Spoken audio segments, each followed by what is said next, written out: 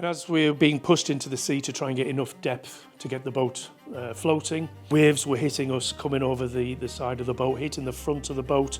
And the boat, it was like sitting on a bucking bronco. My name's Mike. I'm on the Triada Bay Lifeboat crew. That means that I'm the trainer assessor, so I train the new crew that are coming through, and part of the role as assessor is about assessing and checking that they're safe to go afloat, safe to go on the boat, and they can perform the rescues to the high standards that the RNLI requires. About 10 years ago, I was on the beach walking my dog, and the guys were, it was a Thursday evening, which is a normal exercise evening, and then I saw the guys going out on the boat, and I thought that looked good fun and really something that's worthwhile to do. So I came over and I had a chat with a couple of the guys that were helping to launch the boat, and they just invited me along down to the station to meet some of the others, where I learned about what was involved with joining the crew, and I'm still here 10 years later. So working for or volunteering for the RNLI means a lot. We are taught a lot of different skills and how to perform rescues, how to drive the boat in rough weathers, excuse me, as well as medical skills that we have, working with our sister station at Holyhead and Porthincline. We also work with other agencies such as the Her Majesty's Coast Guard and the rescue teams that they have, as well as the Coast Guard helicopter. So there's a wide range of different people out there, not just the orange boats. But for me, it's being part of the team, being part of the crew. Everybody has a critical role to play. It doesn't matter what role you have, you are still critical to those boats going out there and hopefully saving lives. So training-wise for new crew members, each station really has a different way of bringing new crew through. Some might go straight onto the boat if that's what they want.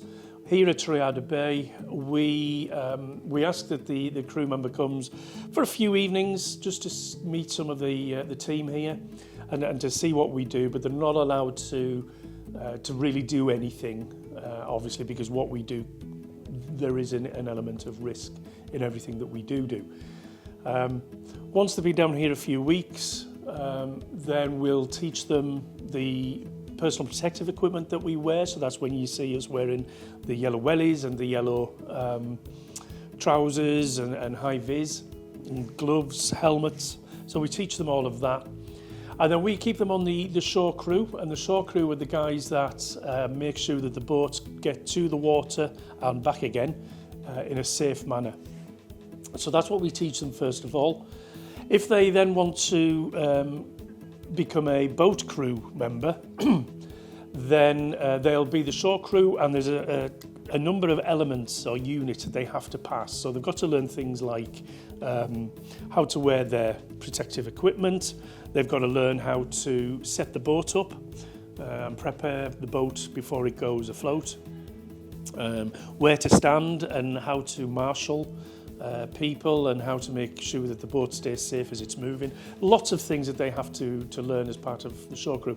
And then once they learn each of those, they're assessed to make sure that they can do it safely and competently. And then once they've passed all those units, then they are deemed as fully competent and fully passed out. Once they've done that, then if they want to go and become a part of the boat crew, then we'll have a chat with the boat crew themselves and the helms and the SAR commanders, search and rescue commanders. And then if we all agree that, yes, we think they'd be a good fit, then we'll invite them along, and then they'll start again. There's a whole load of new equipment that they need to learn to wear, what everything is on the boat and how to use it.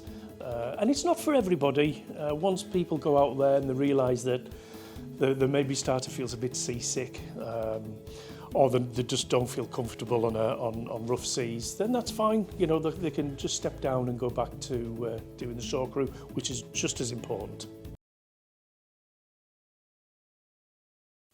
Okay, so there's a lot of skills that we can learn in the RNLI. The majority of them, if we are going afloat, so that's when we're on the boat, we have to be able to know where we're going. So navigation is a very strong skill that we have to learn. Using the charts or the maps of the sea, we use those, and we also have kind of a sat-nav, I suppose, on the boat as well, called a GPS. Global positioning from satellites, and that we can put in route onto there. So there's quite a few bits of electronic equipment that we need to use.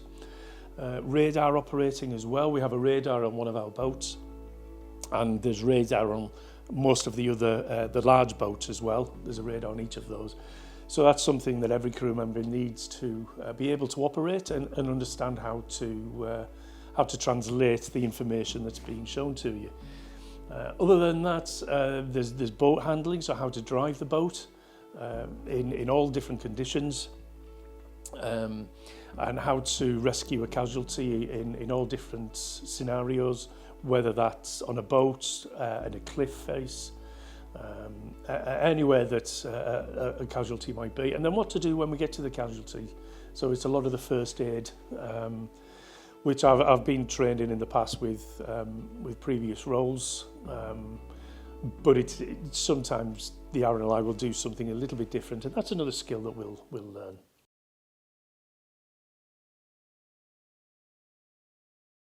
If anybody ever sees anybody in trouble on the water, in the sea, or if you get into trouble in the water yourself, the first thing you're going to do is try either radio for the Coast Guard using a handheld VHF, or phone 999. Ask for the Coast Guard, and you'll be put through to Holyhead, that's in Holyhead. And once they understand where the person in trouble is, then they'll allocate the nearest lifeboat. They'll call the boss of the lifeboat station and ask them if we can launch a lifeboat. The boss, he's a LOM, a lifeboat operations manager. He will then ask the Coast Guard to page the crew. And by paging, we set one of these off. This is the pager that every lifeboat crew carries with them. Wherever we go, that's hanging off our belt or in our pockets or somewhere. And that notifies the crew that somebody's in trouble and we've been asked to launch one of the boats or both boats. Once that happens, wherever we are, whatever we're doing, we'll stop, and then we'll try and make our way to the lifeboat station as quickly but as safely as we can. We're not allowed to break the speed limit. We're not allowed to have flashing lights or sirens or anything like that, because we're not, blue lights or blue light service. But we do make our way down as quickly and safely as we can. Once we're here, because we don't know what we're coming to, we don't know whether it's a boat in trouble, we don't know whether it's a person who's injured or ill, excuse me. So we come down as we can. And then once we get onto station, the boss, he'll have an idea as to what we are going out for. And then he or the helm is the person who drives the boat or is in command of the boat. They'll pick the crew depending on what's needed. So if we've got a crew member who's good with casualty care and first aid, then they'll be picked as part of the crew to go if that's what's needed. If it's just a smaller job, then maybe a newer member of crew to get experience will be picked as well. So that's what happens. When the pager goes off, we don't know what we're coming down to, like I mentioned. So there's lots of things that is going through your head at the time. And then when we get stationed and when we're on the crew, if we're on the boat, and on our way to the casualty, I mean, let's say, for example, somebody has fallen off a cliff, and then certainly going through my mind is the crew. What crew have I got? Are they competent? Are they experienced with first aid? Also whereabouts the casualty might be. There have been times where we've had to get out of the boat and swim because the boat just can't get close enough. So sometimes we have to get out and swim with all of the kit we have. So I'm prepping myself for that. If we know what the casualty is and what the injuries are likely to be, I'll be briefing the crew as well as to what equipment we should be taking with us, what our first hands-on actions will be with the casualty, and what I'd like each of those crew members to be doing. Similarly, if we're out to a boat maybe that hit a rock, then our commander will be discussing where he's going to put the boat and what he wants each member of the crew to do. So everybody's talking to each other and making sure that we're all briefed and we're all ready. We all know what's expected of us when we get to that casualty. So on the day of the surfer shout, we'd all been coming into the station that day anyway because we were doing a fitness test. Every now and again we have to have our fitness checked just to make sure that we're still healthy and fit enough to go out onto the boats. So we had a member of the RNLI staff here doing that. He was also one of our assessors as well. And I'll always remember one of the things he said to me as I'd finished my fitness test. And I was just about to leave. He said, "Mike," and he looked out the window. He said, "Would you actually go out in this?" Because the weather was appalling. The waves were crashing, the rain was coming down, the wind was howling. So I looked out the window and I could see the weather wasn't quite right. And I said, no, we wouldn't be going out, certainly training that evening in those conditions. And I actually said, I doubt we'd even go out on a shout if we needed to. Because the conditions were so bad. So I said goodbye and off I went home. I was doing some work from home, and about an hour later the pager went. And I was quite shocked that it was going off, but I said to my wife, I doubt we'll be going out because the conditions were so bad, and they would probably launch Holyhead instead of us because they've got what they call an all-weather lifeboat. They can go out in more rougher weather than we can. However, I made my way down to the station and I saw the boat was out, sitting on the just outside of the boathouse. A couple of crew members sitting aboard, dressed up, ready to go. I was asked to hurry up and get changed, so I came through, got on my gear on, and I was told that there were 3 surfers in trouble in the bay, in amongst the maelstrom of waves and the cacophony of wind. By this time, our boss was here, and he was trying to find where the surfers were because, given the conditions that there was absolutely no way we could go out there and look for anybody. We needed to know where they were so we could get out there quickly, grab them, get them on the boat and get back safely ashore again. So he was trying to get eyes on the casualties. In the meantime, we had lots of other crew members who weren't coming on the boat with us. At certain stages around the beach, up on the headland, with binoculars, all trying to find the surfers. And if you can imagine, it's only the head that we can see, really, and it's about this big in amongst all these waves and everything else. So it's very, very difficult to spot these people. So a few minutes went by. The boss came up and kept asking, are we okay if we needed to go? And we absolutely said yes. And then one of the other surfers managed to come ashore. He was washed up on the side, and he came running along and said, right, well, there's 2 now that are ashore, 2 that are safe, but there's one, his girlfriend had been swept out to sea and was close to some of the rocks outside of the bay there. And if she'd succumbed to the rocks, then it would have been a different story. So this was a good way, good in one way, because we were now only looking for one person. If we had to go out there and rescue 3 people, that would have increased the danger massively. But now we were only looking for one person, which was a lot easier. Suddenly then somebody got eyes on this lady and pointed, and the boss got eyes on then. He spotted her. So he came running over to us and said, right, are you happy to go? Because he knew the conditions were over the limits of our boat. Yet he could see the casualty. We would remain in full vision of the boathouse at the time. We didn't have to go much distance. We also had the helicopter hovering overhead.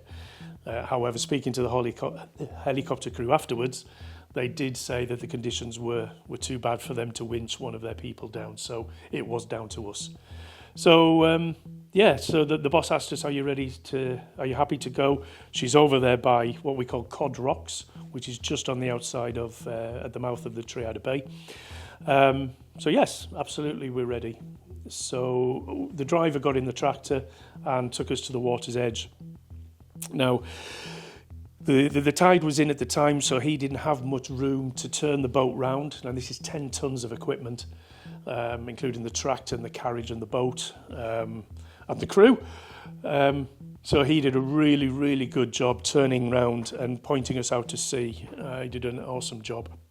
And as we were being pushed into the sea to try and get enough depth to get the boat floating, the waves were hitting us, coming over the side of the boat, hitting the front of the boat. And the boat, it was like sitting on a bucking bronco, waiting to be let out of the cage. And we were getting soaked. Didn't realise it at the time, but Spiffy, who's our driver, he was in the tractor, and there's no roof on this tractor. He was getting soaked because the waves were coming over into right over him. So once we got enough depth of water, we shouted at the helm, and the helm is the guy sitting at the front driving. Right, go. And he pushed the throttles forward, and we powered out of the carriage. Straight away, we're hitting these big waves, and the front of the boat is folding in with the power of the water that's coming into us. We could hear the helicopter overhead. We could hear people talking on the radio at us, trying to get more information. However, we were in no state or condition to be talking. All that we were doing was holding on, trying not to get thrown out of the boat and making sure that the helm can see where he's going. All the time as well, trying to find the surfer that we were out there to rescue. Now, when the safest point for us is always to keep the nose of the boat facing the waves that are coming at us. As soon as we turn side onto the waves, there's a very good chance that we'll turn over, especially that day. So the helm had to keep the boat heading out to sea at all times. So 1 minute we're vertical heading, and all I can see was sky. The next minute we're heading down, all I can see is water. So that was it for a few. We had to run out to the edge of the bay, still trying to find the surfer, because as soon as we launched, we're now down low in the water, and the waves are much higher than us, so we're just trying to spot her. So we went out the bay, we turned around as quickly as we could and came back into the bay again, still trying to find her. We did that 3 times. On one of those times when we're going out, we'd hit a big wave, and as we came over the top, we looked down into the big trough that the big wave had left, and we saw a pot buoy which had been left there by a fisherman to get lobsters. And on these pot buoys they have lots of line, lots of rope with a marker at the top. And we knew we were going to hit it, which isn't very good when you've got 2 little things spinning at the back, and that's the only thing that is keeping you safe. So the helm pushed the throttle forward as fast as he could to try and get the propellers spinning quickly to cut this line, because if it had got wrapped around the propeller and had stopped the propeller, there was every chance that we were going to capsize and go over. And now you've got 5 people in the water, 4 crew and our surfer. He managed to do that. We got out of the bay, we turned round again and we came back. And just as we turned round, one of our crew saw the surfer getting very, very close to the rocks. We knew we had one chance only, because she was getting so close. Once she got onto the rocks, there was no chance that we would be able to get the boat anywhere near her safely. So we had one chance, and it was quite strange, because as soon as we said, right, she's there, we need to go, it was like somebody flicked a switch, because everything seemed to go really calm. The sea seemed to flatten out a little bit, the wind died down a bit, and before I knew it, she was right next to us. Our helm did a fantastic job of getting the boat in there quick. So I quickly got off my seat, leaned over, and there was myself and another crew member just grabbing everything we could and hauled her aboard over what we call the sponson, which is the big sort of tube either side of the boat. So we're dragging her over the side. Luckily, she was only small, so she didn't weigh very much. Some of the big surfers and divers that we pick up, very, very heavy. She was fairly light, so we could get hold and bring her in. As soon as we brought her in, we said, right, go, go, go. The helm powered forward, and we got out of there, because again, we were stopped in the waters to try and get her up. There was every chance that a wave could pick us up and throw us onto the rocks. So we powered forward. At the same time, I'm on top of this girl, just to make sure that she's not going anywhere now, because the boat is still slamming. There's still walls of water coming over the boat. So there's me and one of my crew members. We're just pinning her down onto the deck. It's the safest place for her to be. And all the time that I'm lying down, I can't see much now, other than every time I look up, there's a wall of water coming over us. So I'm putting my head down as this water goes over to try and protect her, as well as to try and protect myself. And then we headed out to the bay to get to get away from the rocks. And then I remember the helm say, right, turning now. And he spun the boat round in between waves, and we came back into the bay. Thankfully, it was the conditions were starting to die down now, because when I mentioned earlier about everything went calm, as soon as we got her on board, it's like the switch flicked again, and everything went up again. The waves came and the wind was crashing. So we managed to get in. Then we did what we call a net recovery, and it's similar to when aeroplanes overshoot a runway. There's a big net there that the guys had set up on the back of the trailer. So normally we would turn the boat around and reverse into the trailer, but with the conditions were so bad and we needed to get ashore safely as quickly as we could to look after the casualty. The shore crew had rigged the net, so we just drove straight into the trailer. The net catches us and stops us.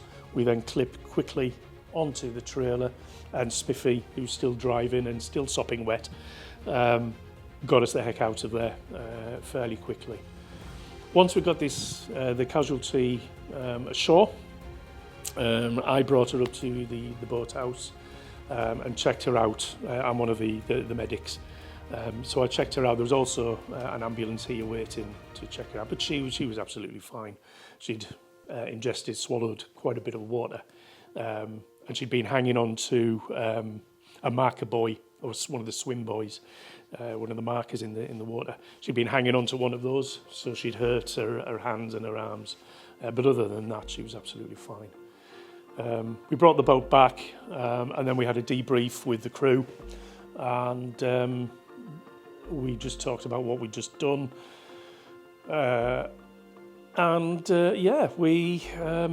had a cup of tea, and I went home and got me dinner out of the oven, because it was getting over about 7 o'clock by this time, 8 o'clock. My dinner was in the oven. Just sat down, had my tea, and watched a bit of telly. But that's what we do as lifeboat crew. You know, 1 minute we can be sitting down having a meal in a restaurant, the next minute we're out at sea helping people, and then an hour later we're maybe back in bed or painting a wall. We just don't know.